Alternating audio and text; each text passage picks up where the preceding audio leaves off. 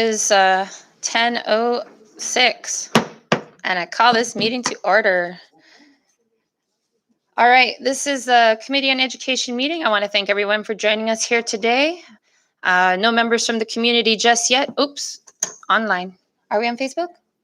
Awesome. So I want to welcome everybody for joining us today. If you're online, thank you for coming to the education meeting. I'd like to introduce the members of the Committee on Education.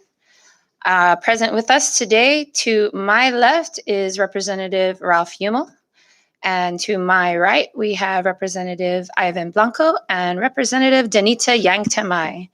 Our LB staff at today's meeting assisting us with legal is Ms. Antoinette Villagomez, IT and Streaming, Jonathan Diaz, Legislative Assistant Cameron Nicholas, Sergeant at Arms Dennis Regis, and my legislative intern Navacoram is online. We do have a quorum, so the meeting is called to order. I'd like to ask for a motion to amend the agenda due to an error in new business part A and miscellaneous. No objections. Can I get a second? All right. It was seconded. All those in favor say aye. Okay. Anyone against it say nay. The ayes have it. Motion to amend the agenda is adopted. This is an oversight on my part. I included the wrong information after Senate Communication 22-1 in the new business. The language should have said Senate Bill 22-50 entitled to amend 1 CMC 2263 to require a special election to fill a Board of Education vacancy, to clarify when an elected member of the board must resign from his or her PSS employment, to amend 1 CMC 6502F, and for other purposes. And I also would like to amend the number 7. It should have said miscellaneous, not discussion. So I move for those changes. Any second? Yes, sir. Oh, second. Okay, thank you for your second. The motion was seconded. May I get a vote? All those in favor say aye. All those against say nay. The ayes have it. The motion to adopt the agenda is adopted. Okay. Lots of language today. All right. So our agenda is adopted. The motion is adopted to amend the agenda. Can I get a motion to adopt the agenda now? May I get a second? All in favor say aye. All those against say nay. And the motion to adopt the agenda is adopted. My language is funny. All right, next up on our agenda is to adopt our minutes from March 30th. If you've had a chance to review it, is there any changes that need to be made? Ready? Can I get a motion to adopt the minutes from March 30th? Second? Oh, thank you. It was seconded. All those in favor say aye. All those against say nay. And the ayes have it. The motion to adopt the minutes from March 30th is adopted. Okay. I'd like to recognize Representative Edwin Probst joining us. Thank you for making it to our meeting. I'm sorry we cut into your meeting. I apologize, Madam Chair, for my lateness. I had a meeting that we just ended. I apologize. Thank you. I hope it went well. Okay, moving on to our agenda. We have this time now for public comments. If there are any public comments, please keep your comments 3 to 5 minutes. I don't see anybody here. Going once, going twice, and public comments are closed. Moving on to number 5, old business. Okay, so our old business today is what was tabled last time. It is Part A, Senate Communication 22-8 for Senate Bill 22-26, SD1, entitled to amend 1 CMC 2263 to require a special election to fill a Board of Education vacancy, to clarify when an elected member of the board must resign from his or her PSS employment, to amend 1 CMC 6502F, and for other purposes.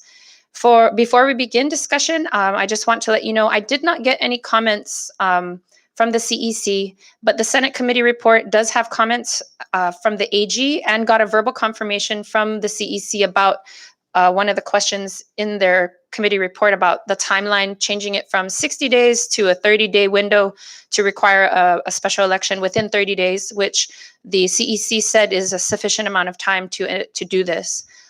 So there is some feedback, but not a lot. And so with that, I open discussion.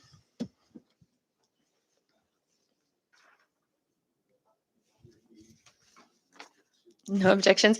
So would you like me to explain a little bit more about this? Okay.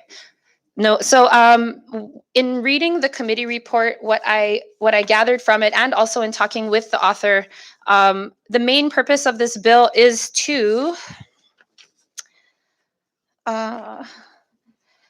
make the process of here, wait, let me find the right sentence.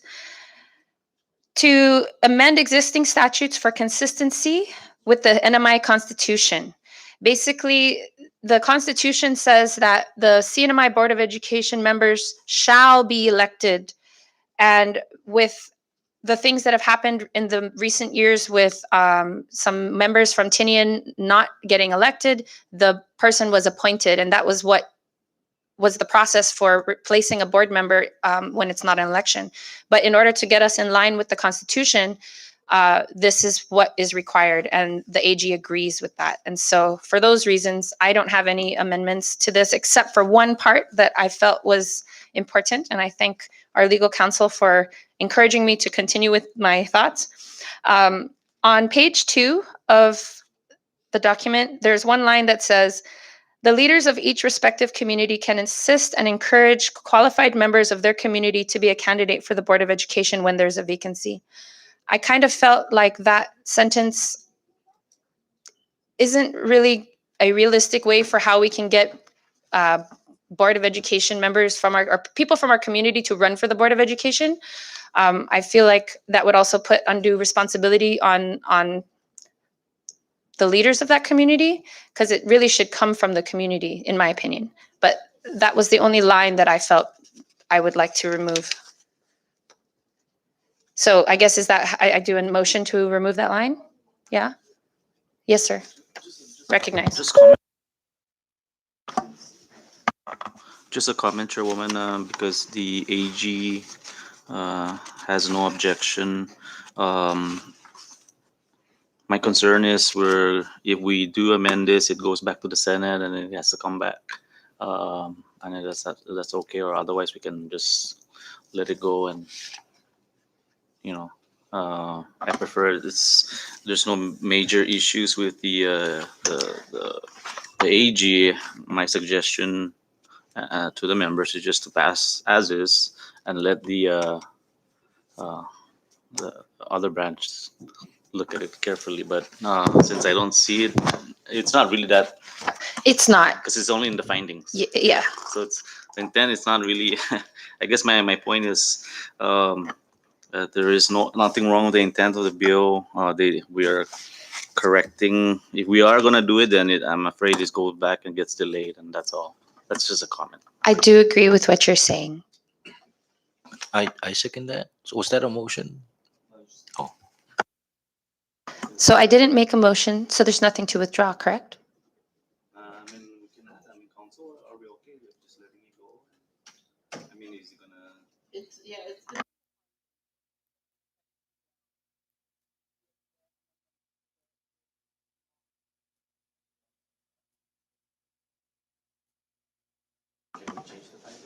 you can. That's prerogative of the members to either amend it or not amend it. But if we do, It's in the findings. Or we can amend it and send it in. We can.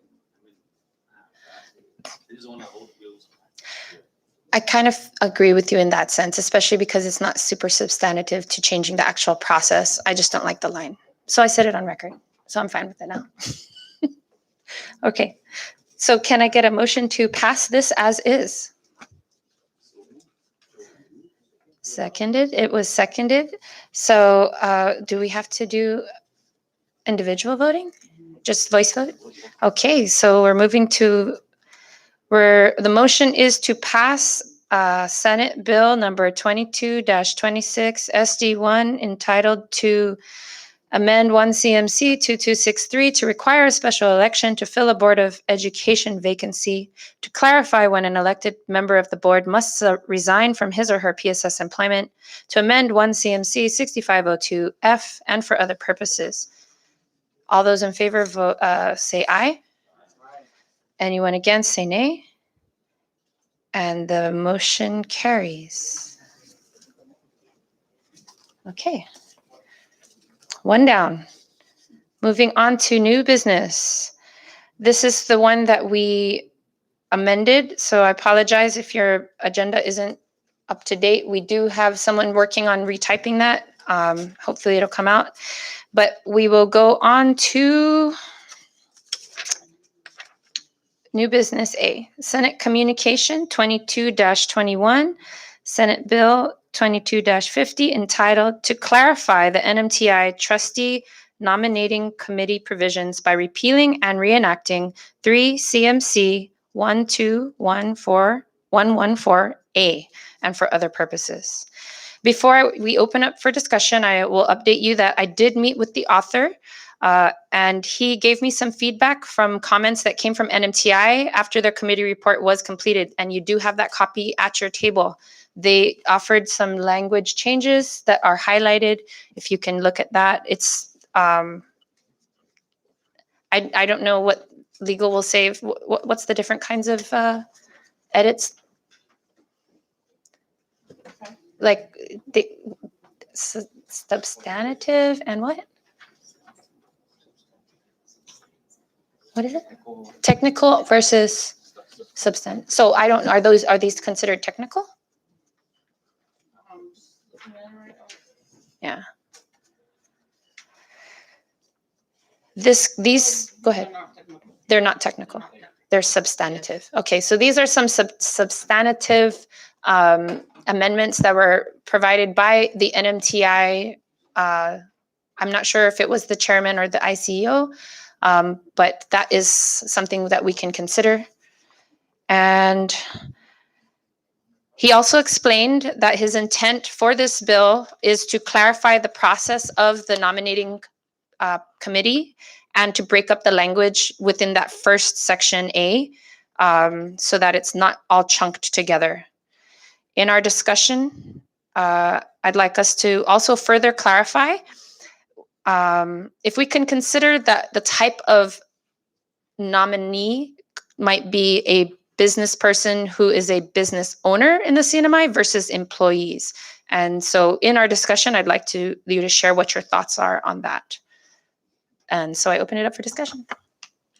Recognize Representative Blanco. Thank you, Madam Chair. This question goes to the legal counsel. The enactment of some of these provisions, I just want clarification whether it may contravene board membership as provided by, is it the Constitution, whereby a member shall be a woman and a member shall be of Carolinian descent?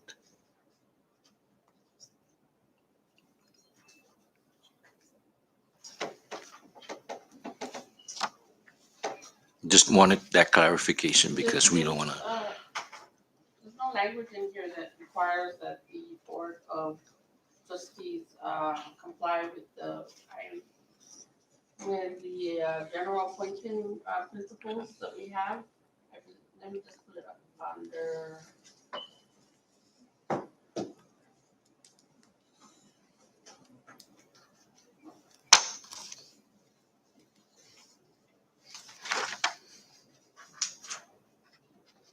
It's 1 CMC 2901. That's the provision that you're talking about. Okay.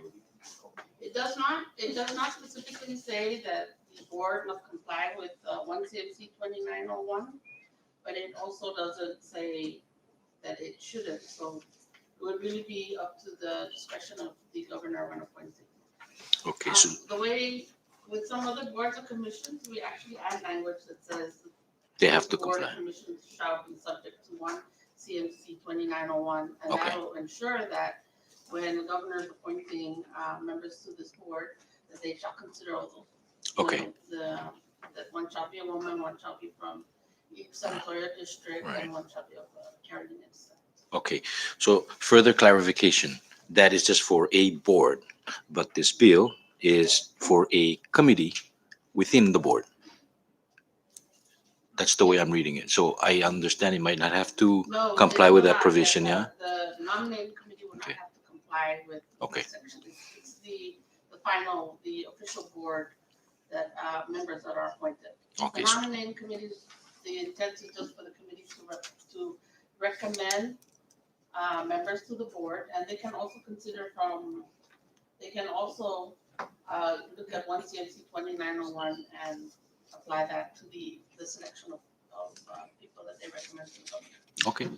So So if you clar, would like to make it specifically apply, you would have to amend the bill to add language that says the Board of Trust, that 1 CMC 2901 shall apply to this board. okay, so clarified. Thank you very much, legal counsel. Madam Chair, if there's no objection from the members, I'd like to make a motion to adopt for passage. So moved. A motion has been made to adopt it in its entirety? Or, I withdraw. I forgot there's some amendments.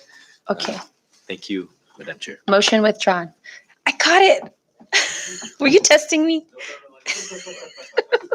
Yeah, I know you're proud of me, Ralph. Okay, moving on. So would anybody like to have further discussion on any other parts?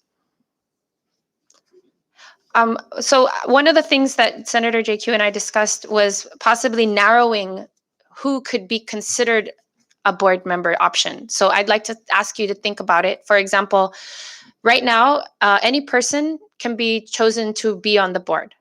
With Senator JQ and I's conversation, we kind of thought maybe we should narrow it so that it's person who is a registered business owner versus an employee of these businesses that are going to be hopefully taking advantage of putting their employees through this, possibly, when we get to apprenticeship type stuff. Because when you're a business owner, you have more of a big picture of process for your entire system, your organization, versus when you're an employee in one area. But I'm not sure what your thoughts are on that. Think about it.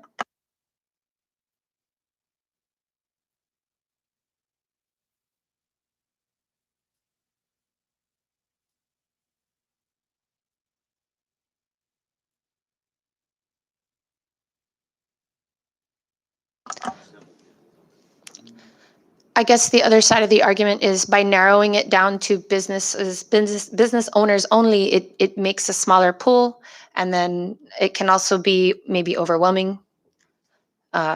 So no thoughts. Okay, How about a member of the Saipan Chamber of Commerce? I'm not sure if that's already. I mean, that's okay.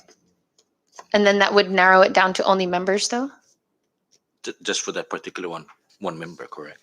to just require that there should be one person from the chamber that should be on the board. Thoughts?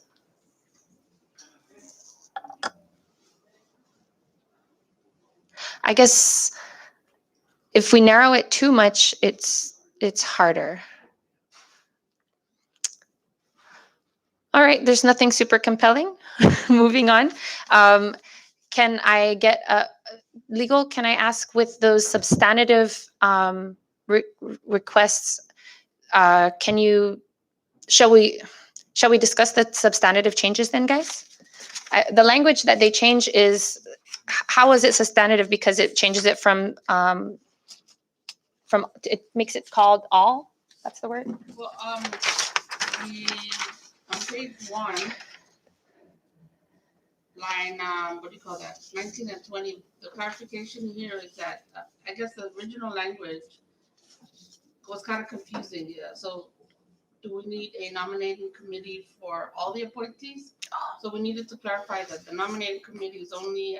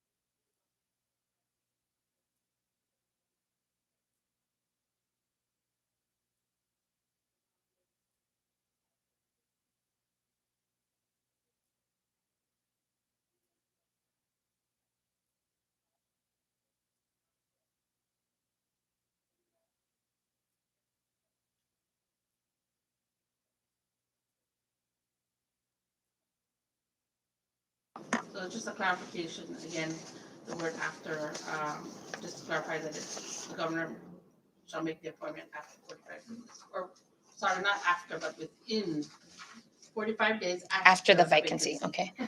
Sorry, I think I'm confusing everyone. You're fine. So, these are, yes, these are substantive changes, Okay. not technical, because, the words that we're adding and deleting, they mean something, so they're changing.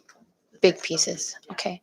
So this is what was offered from Senator JQ's office as recommended amendments. Can I get a motion to take these amendments? Well, as I would say this would make our new draft, right? Thank you.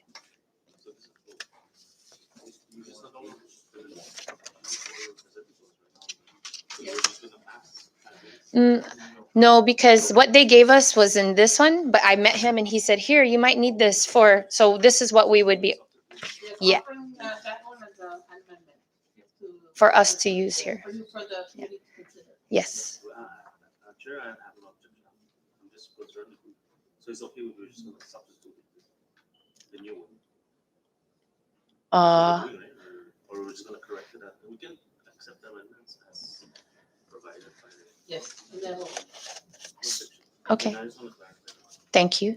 So there's no objection to accept these changes. So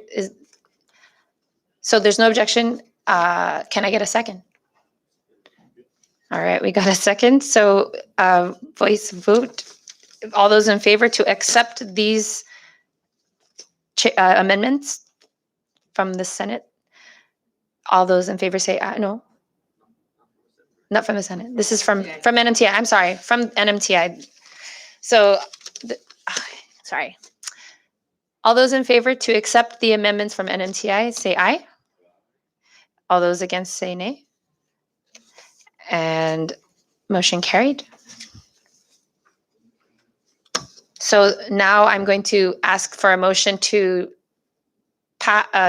adopt these amendments as, these last amendments that we just had. So move, can I get a second? Any discussion?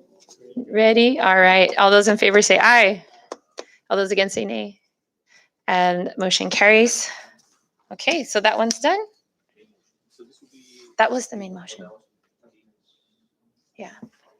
It becomes HD1.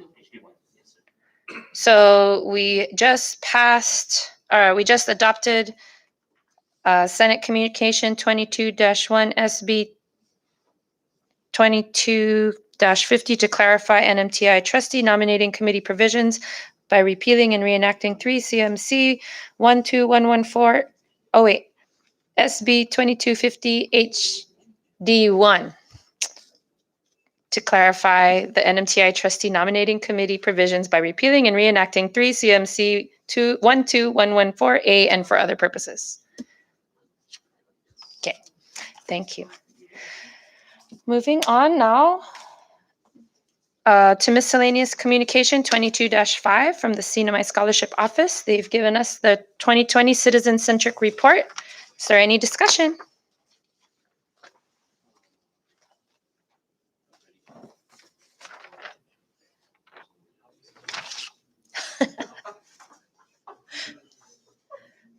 None? All right. Moving on. So part C for our new business is NMTI concerns. I put this on the agenda.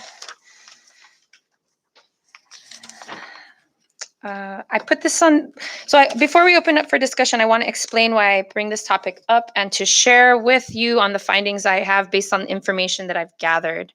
As we know, there have been so many issues with the transition and with many of our, with many of their former employees left destitute and in limbo or worse, and the services and the programs that have been put on hold. Students have had to put a pause on their career growth pathways because the transition process did not happen smoothly. Now, how we track that public process is through the documentation that is left behind by a board. This documentation is clearly defined by the Open Government Act, Title I, Division 1, Chapter 9.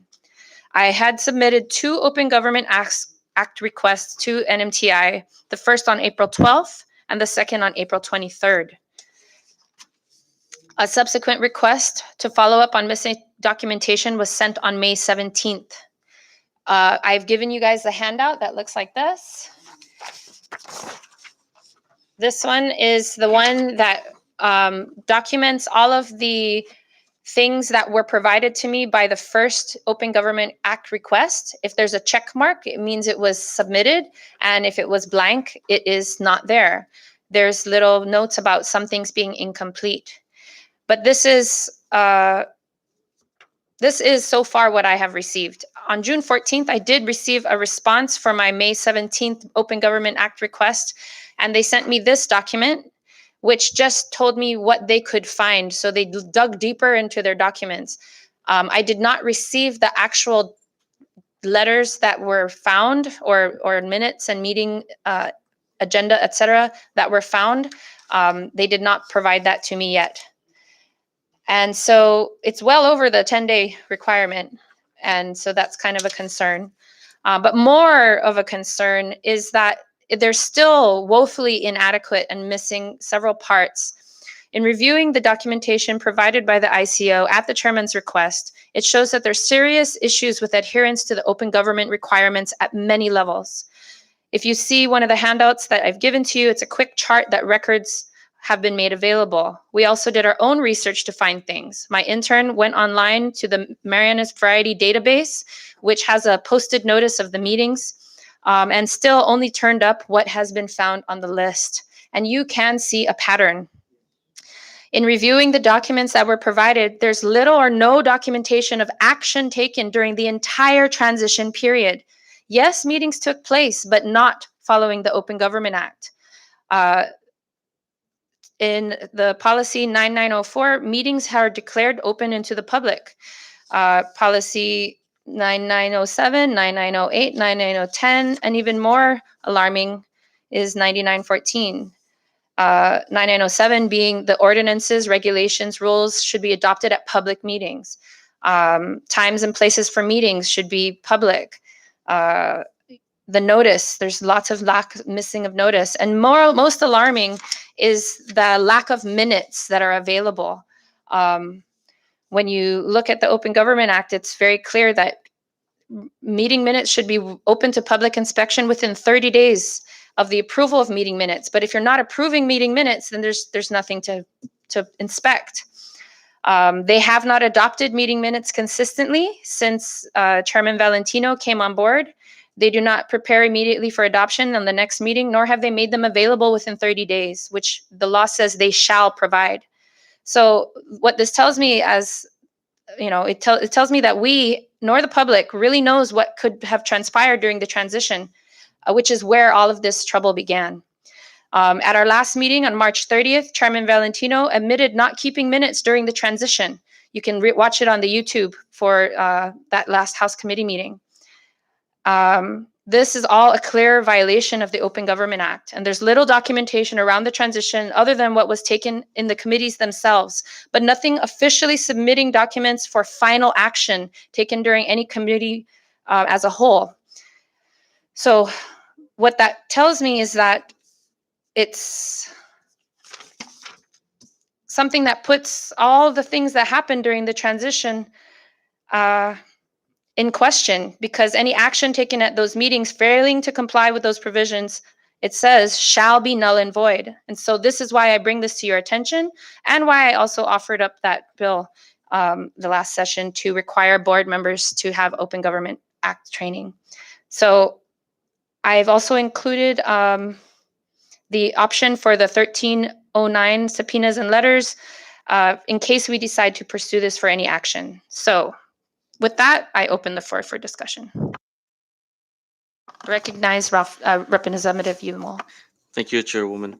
So just a concern, well, not really a concern, but maybe something the committee would like to take up is, I guess, write a letter to the AG questioning the actions that was done, and get a, I guess, a an opinion whether their action is completely null and void, and then something we can come back and then do an oversight and go through the process of what happened, and then we can do actions after that. But I guess my main concern, my main point here is asking the AG's office to give us directions, on how to go about this. If their actions is null and void, then that's something that we need to bring up, because the whole process was all wrong. So that's for you to decide, and the committee we will support whatever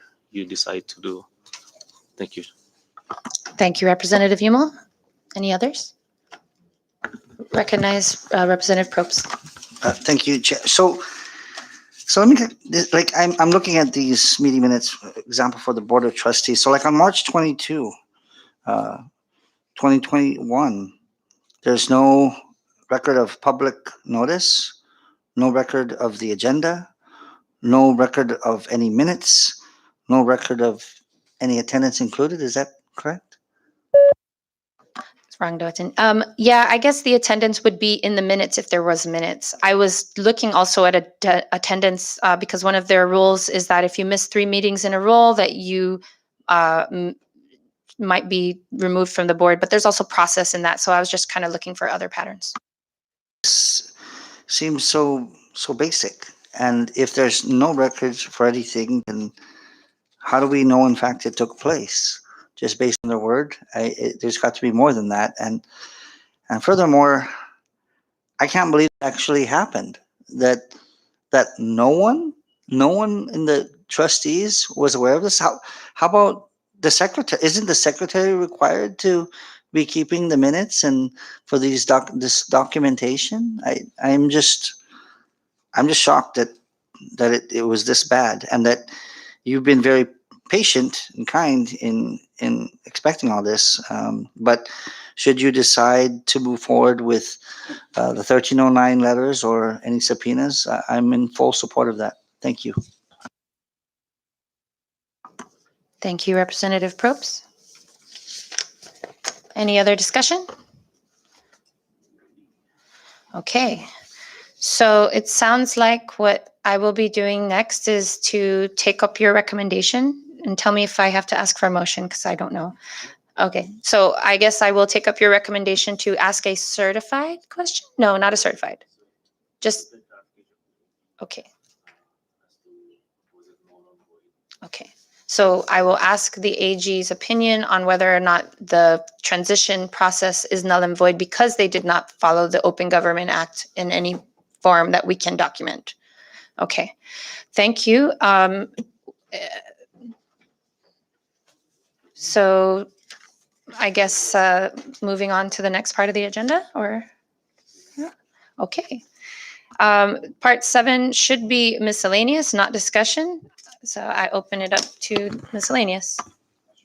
Recognize Representative Umel. Thank you, Chairwoman. And just to the committee and to you, pretty much NMC was here a couple of weeks ago requesting that a bill to provide tax credit for businesses that participate in the apprentices program. Is that something that the committee, I have a similar bill that we passed, but it was to give tax credit to business entities that hire U.S. citizens and residents of the CNMI whose employment was affected by the COVID-19 pandemic. And so it's a similar bill, except we will be writing it to, I guess, cater to NMC, and maybe Cam is familiar with the bill. I believe he wrote my bill too. Something that maybe the chairwoman can spearhead at this time. Thank you, Representative Umel. Yes, that's definitely something that I'd like to do to support NMC. The apprentice program meetings that we've been having, that's definitely on the top of the list. Thank you. Any other miscellaneous? Recognize Representative Blanco.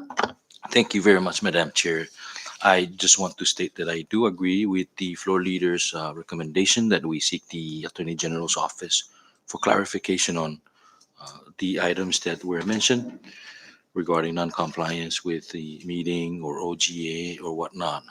And most importantly, I applaud the committee for, looking into these issues, because at the end of the day, I think we want to do the right thing, and we want to ensure that the process is done correctly.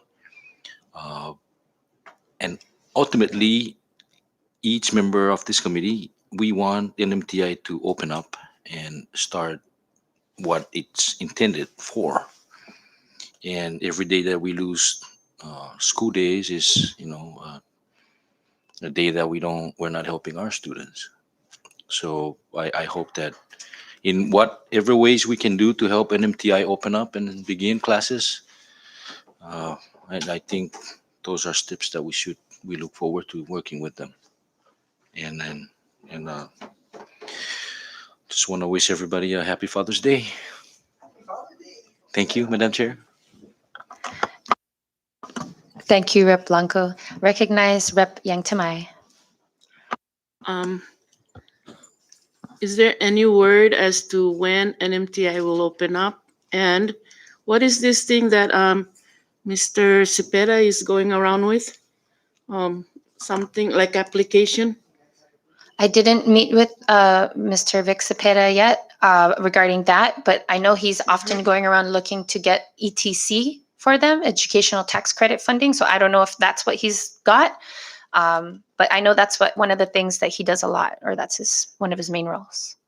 As far as when did they open, what I read in the paper the other day is that they're trying to follow the PSS calendar. So I anticipate that they plan to start their first classes in August or September, I'm guessing, but I don't know for sure. That's my conjecture based on if they're going to follow the calendar. I know that they've been working on fixing the campus up and doing like things to bring the campus to a different, like they're trying to fix it up to make it ready for the new opening, but I'm not as aware of any other things at this point. Still waiting for them to have a meeting and adopt their minutes. Yeah, thank you. No problem. I'd like to recognize the Vice Chair, Ms. Representative Sheila Babauta. Thanks for joining us. Would you like to have any miscellaneous right now? And thank you, Madam Chair. No, not at this time. I just want to thank you and the committee for being gracious and understanding about my existing appointment this morning. Dental is important. All right. With that said, is there any other miscellaneous? Moving on to announcements. I will second Rep Blanco's wish to all the fathers out there for Happy Father's Day, and all the mother fathers out there that do all the job too. I hope you guys have a wonderful weekend. And any other announcements? Yes, please. Recognize Rep Babauta. Thank you, Rep Staffler. I just wanted to announce and share that tonight at 6 p.m. Pride at the Park is happening, hosted by Pride Marianas Youth and other partnering agencies within the government. And so that's 6 p.m. at the museum, the Saipan Museum. And thank you, representatives, for helping support that event.